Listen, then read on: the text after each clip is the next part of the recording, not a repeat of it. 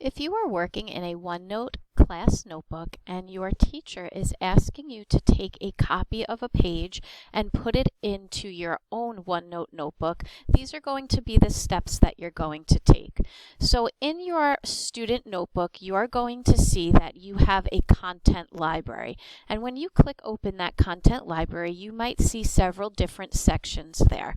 So your teacher, for instance, might guide you to a math section and to a specific page within that math section. So once you found the page that you would like to copy into your own personal notebook, you are going to right-click with your mouse on that page, and you're going to look for the option that says Move or Copy. Once you click on that option that says Move or Copy, you're going to see the name of the class notebook that you're in. You are also going to see that you have a content library, and then you're going to look for your name below that.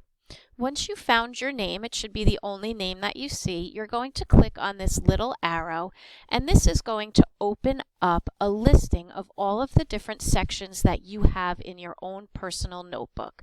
So your teacher might have asked you to take a copy of a math assignment and put it into your own math section. So if you determine that you need to put it into your math section, you'll find that, and you are going to then click on that section and select Copy. Once you've copied it to your own notebook, you can open up your personal notebook by clicking on that arrow next to your name, and then you will go and click on the section that you just copied that. So for instance, we copied a math page from the content library and put it into our own math notebook. You might see a blank page here, and all you need to do to find your other pages is click on the one that you are going to be working with. You would use the same process no matter what page you wanted to copy. So again, if you go back into the teacher's content library, you might be able to see a different activity that your teacher is asking you to work with. So you're going to find that page. You're going to right-click and say Move or Copy.